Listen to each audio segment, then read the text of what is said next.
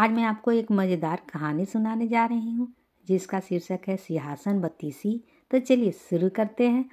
हमेशा की तरह एक दिन विक्रमादित्य अपने दरबार में राजकाज निपटा रहे थे। तभी एक ब्राह्मण दरबार में आकर उनसे मिला।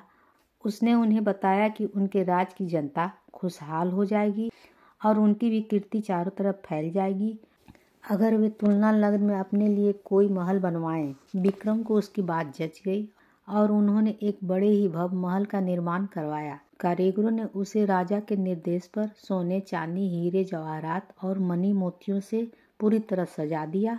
महल जब बनकर तैयार हुआ तो उसकी भव्यता देखते बनती थी। विक्रम अपने संगे संबंधी तथा नौकर चाकर के साथ उसे देखने गए। उनके साथ वह ब्राह्मण भी था। विक्रम तो जो मंत्र मुग्ध हुए, वह ब्राह्मण मुंह खोले देखता ही रह गया। बिना सोचे उसके मुंह से निकला, काश इस महल का मालिक मैं होता। विक्रमादित्य ने उसकी इच्छा जानते ही झट वह भव्य महल उसे दान में दे दिया। ब्राह्मण के तो मानो पांव ही जमीन पर नहीं पड़ रहे थे। वह भागता हुआ अपनी पत्नी को यह समाचार सुनाने पहुंचा। इधर ब्राह्मणी उसे खाली हाथ आते देख कुछ बोलती उससे पहले ही उसने उसे हीरे, जवाहरात और मणि मुक्ताओं से जड़े हुए महल को दान में प्राप्त करने की बात बताई। ब्राह्मण की पत्नी को तो खुशी का सीमा ही नहीं रहा। उसे एक बारगी लगा मानो उसके पति पागल हो गए हैं और वह ही अनाप शनाप बक रहे हैं। लेकिन उसके बार बार कहने पर वह उसके साथ महल देखने के लिए चलने को तैयार हो गई। महल की शोभा देखकर उसकी आंखें खुली की खुली रह गई। महल का कोना कोना देखते देखते कब शाम हो गई उसे पता ही नहीं चला। थके मादे वे शयन कक्ष में जाकर निढाल हो गए। अर्धरात्रि में उनकी आंखें किसी आवाज से खुल गई।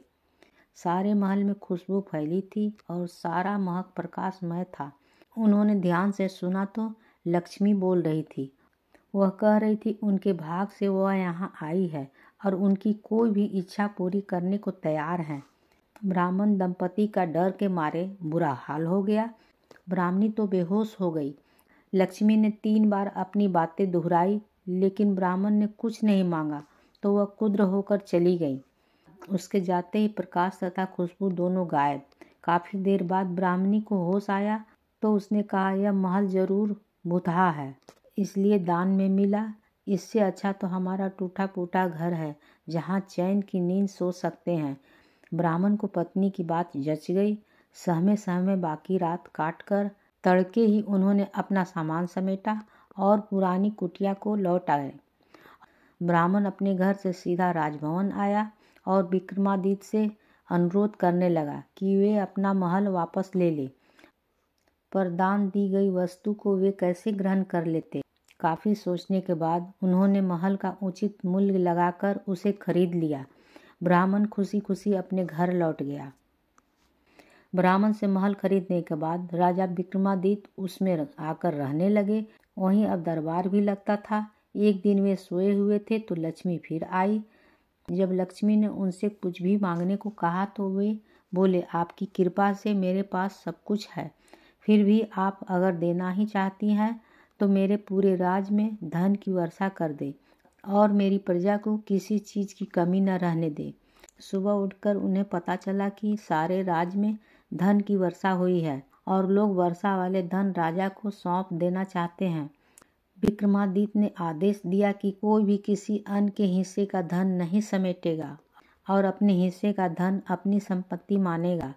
और विक्रमादित्य की जनता जय जयकार कर उठी। कहानी होती है समाप्त।